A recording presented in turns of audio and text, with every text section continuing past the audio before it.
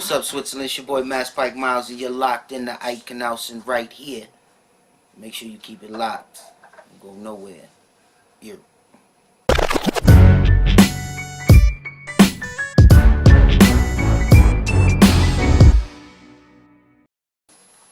Masspike Miles, welcome to Switzerland.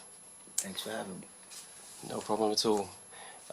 As far as I understand, you've been here for a couple of days now? Absolutely. You had a show yesterday? Yes, sir. At the So, All-In Music Bar. That's right. Crazy. Yeah. So tell me, how's Switzerland been treating you so far? Amazing. Yeah? It's an amazing and beautiful city, man. One of the cleanest and purest cities I've ever came to. Water's beautiful. Women gorgeous. Weed is amazing. Chocolate's good too. That's the best in the world. Yeah, it's fucking crazy. Yeah. No Hershey's out here, man. Well, I seen Hershey's. Hold up, man. I seen a Twix. I seen a Mars bar. I seen Kit Kats and shit. But that's all Nestle though. That's a Swiss make. Right. Hold up now. Hold up. It tastes better, and I'm not gonna lie. You know why? It's because in America we use corn syrup, and you guys use sugar. So it's a little different. You know? You got a chocolate expert here. Nice. Yeah. So how did the show go yesterday? It was amazing. Yeah. Dope. Yeah. Dope acts out here too. The acts who came on was really dope as well. Right. So Great response from the crowd? yeah, great. Yeah, I seen a few people that really knew songs line by line, and Oh, that's great. when you come to this far from from where I'm from, that's an amazing sight. Absolutely. And it's feeling too. Well, let's start way at the beginning, back in '93. What a lot of people still don't know about you, Miles, is that you were the lead singer of R&B New Jack group, Perfect Gentlemen, who were managed by Maurice Starr, who discovered New Edition and New Kids on the Block. The group started off as a trio in the late '80s, but eventually became a quartet when you joined them. Tell me about how you became a member of that group and why you disbanded so soon. Well, I started. I was singing at an early age. My dad being a jazz musician, and Maurice Starr's studio actually was down the street from my pops' house in Roxbury. So one day, me and my friend Marky, who's still my friend to this day, decided to walk down the street. And when we seen all the limousines and all the cool stuff out there, I told my man, beatbox. I'ma sing, back me up, the record. So we go walk down the street, he's beatboxing, sing like every time turn around, now you're headed for another surprise. And then one of the guys was like, hold up, who are you? What are you like? You just walking down the street singing. I was trying to get the attention. I'm 11 years old, so it was just a cool thing to be doing. And then lo and behold, the guy who approached me asked me to go sing at this amusement park named Rocky Point. So I went there, I sang Tevin Campbell's Tomorrow. Oh, tomorrow will be better you, Legendary. Better me. And I tore the crowd up. I did a good job that day, and they liked the confidence when I came on stage. So the next week, I ended up getting a record deal on Warner Brothers and placed into a group called Perfect Gentlemen, who already had a #1 hit or a top 10 hit or something like that before me, and the rest was history. Right. But as I got older, a couple years went by. I was in the LA riots and all types of stuff as a little kid. You know what I'm saying? I had a meeting at Warner Brothers that day, unfortunately. But I grew.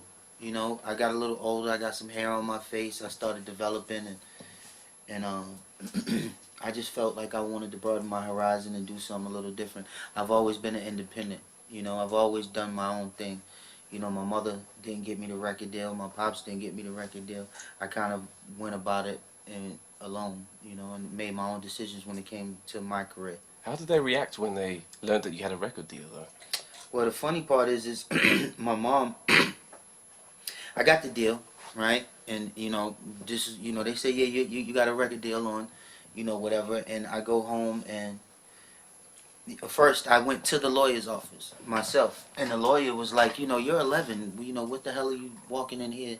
You need a guardian. You need to have your mother, your dad, or your mother and dad. They need to come up here, and they need to orchestrate this. So I go home. He gives me his card. His name's Paul Litwin. I go home, and I say, "Hey, Ma, I got a record deal." She looks at me like, "You play with G.I. Joe's, little nigga. What the fuck are you? The fuck you mean? Where's your Transformers? I said, "Nah, for real." She said, "What record label?" I said, "The Bugs Bunny record label." The Daffy Duck jumps out the... Yeah. The logo. Yeah. She's like, "What, Warner Brothers?" I said, "Boom. You got it, Ma." So I said, "Here's the card. This is my lawyer." She looks like, "She's your lawyer?" I said, "Call him right now." So she calls him and gets on the phone. He says, "All right," sets up a meeting. We go. It's in a penthouse downtown Boston, Everything that London, it's a newer version of London. So, the architecture and everything is basically the same. So, we live in these, tops 3-story houses, and to be, 60 stories in the air was kind of crazy for my mother, because she never seen no shit like that. And, she came in, she seen the paperwork, she didn't know what the fuck was going on, she didn't know what was right or what was wrong. And then, at the end when I signed, he gave me a check. And I'm like, holy shit, And then I opened it up and I seen some zeros behind. And, 11 years old, I'm like, oh wow, Yeah. I hope my mother lets me get 1,000. Maybe she gives me 500, I'm good, right? Because I never had 500 in my pocket. So we went to the bank and shit. And this is when ATMs was first invented. Like the cards. Yeah. And we go to the bank, we cash the check, we set up my bank account, and she puts it in my name, and she's, I'm thinking she's just gonna keep the card whenever I need, or she got me. But didn't the bank look at you kind of funny because you came with such a huge amount of money? Well, I had my mom with me, you Yeah. know what I mean? And the ironic thing is that the bank teller was my mother's friend. Oh, I see. Right. You know what I mean? That was the ironic thing about it. So, my mom, I was expecting her to just give me a couple dollars, but she handed me my ATM card and was like, you earned this money. You learn how to deal with it yourself. Give me what you want. But was that in advance, though? It was like a signing bonus. Right. You know how Oh, right, the signing bonus. They already had signed, so Yeah, got you. I was just coming in, and when I got, that money, I was like, holy shit. Yeah. So what did you spend it on? What's the first thing you spent that money on? Want me to be honest with you? Yeah, totally honest. Alright, my man Marky and I went downtown Boston. At that time, Georgetown Hoya jackets, the leather jackets with the hats and shit. The matching college jackets and shit. We got the matching college jackets. And I've always been a hustler. I said, holy shit, I'm already spending my money. How can I make it, last? And being 11, I can't get a job. So I went and grabbed me a few ounces of weed. And, At 11?